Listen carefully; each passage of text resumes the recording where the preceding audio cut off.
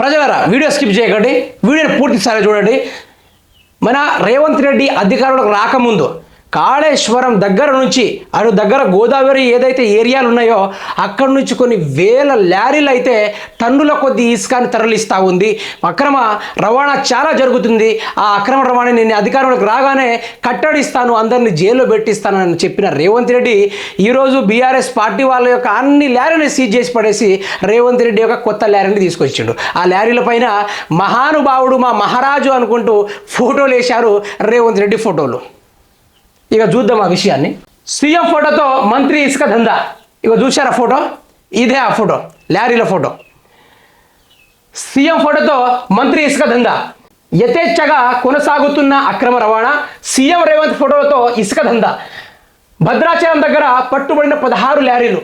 మంత్రులు అనుచరులు అంటూ బెదిరింపులు. లారీ వదిలేయాలని సీతక్క పిఎఫ్ ఫోన్లు. టీఎస్ఎండిసి అధికారులకు పోలీసులు సమాచారం. ఇక ఆ లారీలను పట్టుకుంటే ఫస్ట్ పోయి చూడగానే ఆడ రేవంత్ రెడ్డి ఫోటో గుండెలా ఆగినట్టుంది ఒక్కొక్కరికైతే. ఎందుకు ఆగదు?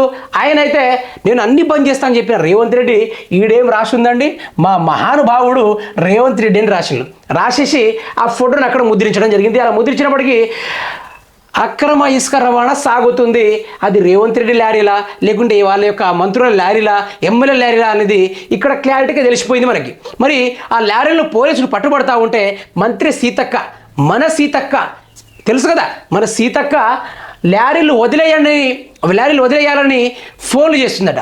మరి సీతక్క నుంచి మాటలు వినకుంటే ఐటీడీ పిఓ నుంచి కూడా ఫోన్లు వస్తున్నాయట. మేము అధికారంలో ఉన్న ఎమ్మెల్యేల యొక్క అనుచరులము, మా లారీలు ఆపితే మాత్రం నీకు భూమి మీద నూకలు ఉన్నావు అన్నట్టుగా బెదిరించి మరి మంత్రులతోటి ఫోన్లు చేయించుకొని ఈరోజు లారీలు అయితే అక్రమ రవాణాలు సాగుతుంది. మరి వీరు చేస్తేనేమో నీతి. ఇక్కడ మన పల్లెటూర్లలో చిన్న ట్రాక్టర్లు మెయింటైన్ చేసుకున్న బ్రతుకుతున్న చాలా చిన్నపాటి ఇసుక తోలుకుండా బ్రతుకుతున్న చిన్నపాటి కార్మికులు వాళ్ళందరూ రోడ్లు ఊసుకి తరలిస్తూ ఉంటే, వాళ్ళ జీవనాన్ని కొనసాగిస్తూ ఉంటే పోలీసులు అయితే ఒక బట్టుడు కాదు, వాళ్ళకి ఇసుక అమ్మితే 3,000 4,000 వస్తూ ఉంటాయి. కానీ ఆ పూర్తి స్థాయిలో ఆ పోలీసులు వచ్చేసి వారిని పట్టుకొని 5,000 10,000 ఫైన్లు వేసుకుంటూ ఉంటారు. నైట్ 1 గంట నుంచి పొద్దుగాల 3 గంటల వరకు రాత్రి ఇసుక అమ్ముకొని రావాల్సిన పరిస్థితి.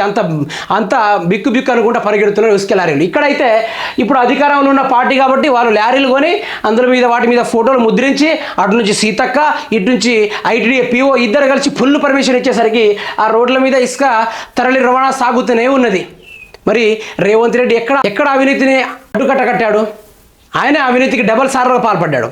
మరి తెలంగాణ రాష్ట్ర ప్రజలకు ఇక ఈయన చెప్పిన మాటలో భంగం ఉన్నట్టే కదా. తెలంగాణ ప్రజలు అర్థం చేసుకోండి. ఒకటి, రాష్ట్రంలో ఇసుక అక్రమ రవాణాకు తావు లేదని స్వయంగా ముఖ్యమంత్రి రేవంత్ రెడ్డి చెప్పిన తర్వాత కూడా యథాచ్ఛగా లారీలు తిరుగుతున్నాయి.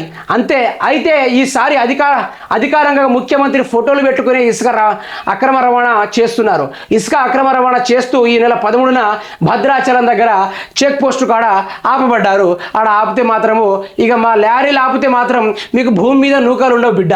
ఆడ మంత్రి సీతక్క గారు ఫోన్ చేస్తుంది, పిఓ గారు ఫోన్ చేస్తారు, చేసి లారీలు వదిలేయండి అవి మనవే అని చెప్పి వదిలేయాలి. లోకల్లో ఉన్న ట్రాక్టర్ల వారిని పట్టుకొని వాడిని పీడించి చంపుకోవాలి. ఇది ప్రజాపాలన. మరి కేసీఆర్ ఆ రోజుల్లో అంత అవినీతి చేసి అక్రమ రవాణాలు, లారీలు, ఇసుకలు దందాలు చెలాయిస్తూ ఉంటే వాటిని పూర్తి స్థాయిలో అంతం చేస్తాను, అడ్డుకట్ట కడతాను, ఇదంతా అక్రమ రవాణా అని చెప్పిన రేవంత్ రెడ్డి ఈరోజు మీరు వచ్చి ఆపుతరా అని ప్రజలు ఆశగా ఎదురు చూస్తూ ఉంటే వారి నోట్ల మన్ను కొట్టి మీరోజు మీ ఫోటోలు ముద్రించుకొని మరి ఇక లారీలు వేసుకొని తిరుగుతున్నారంటే రేవంత్ రెడ్డి గారు ఇక ఎవరి హస్తం ఉందో ఇక ప్రజలకు స్వయంగా అర్థమైపోయింది. చెప్పకుండా కూడా వాళ్ళకి అర్థమైపోతుంది. ఇక ఈ విధంగా ఉంది సార్ మీ యొక్క పాలన.